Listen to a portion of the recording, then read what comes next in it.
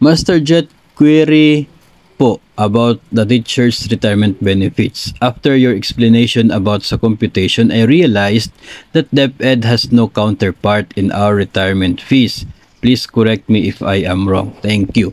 Kapag tayo po ay nag-retire na, ay wala pong ibibigay sa DepEd, no? Wala po siyang babayaran sa atin maliban na lamang kung tayo ay nag-monetize na natitira natin na leave credits o kaya ay yung ating natitirang service credits ay pina-convert natin into leave credits para matanggap natin yung proceeds niya after retirement.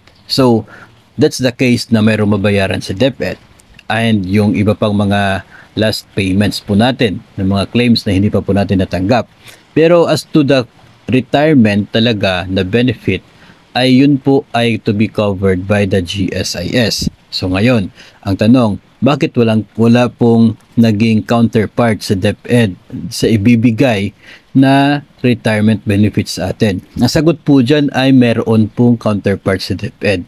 Pero yung counterpart ni DepEd ay hindi po doon sa benepisyo mo, pension mo o retirement benefit o separation fee, kundi doon po sa monthly na premiums na binabayaran natin sa GSIS in order for GSIS to make sure na siya ay may capacity to pay for our retirement benefits. Ano po yung counterpart ni DepEd? As our agency, as our employer, mayroon po siyang 12% ng ating basic salary na binabayaran sa GSIS every month. Kasabay po ng atin pong remittances na 9%, no? Yung sahod natin kinakaltasan ng 9% para sa GSIS, at the same time sa DepEd ay nagka-counterpart ng 12% ng ating basic salary binibigay kay GSIS.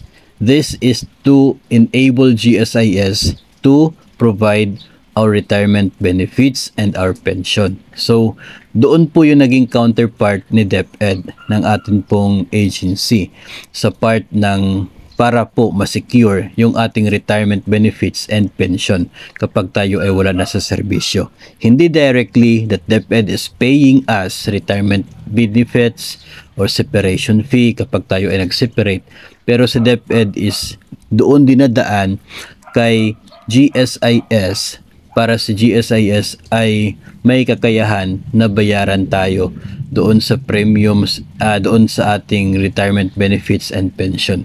At yun po ay dictated under Republic Act 8291, no?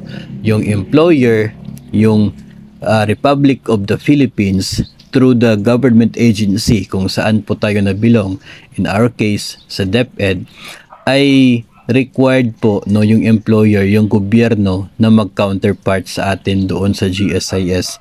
At yung benefits na natatanggap po natin, separation, retirement, ay determined din sa batas na yon at yun ay manggagaling sa GSIS. So yun yung naging counterpart ni DepEd para masiguro na mayroon tayo makukuhang retirement benefits at pension after our retirement.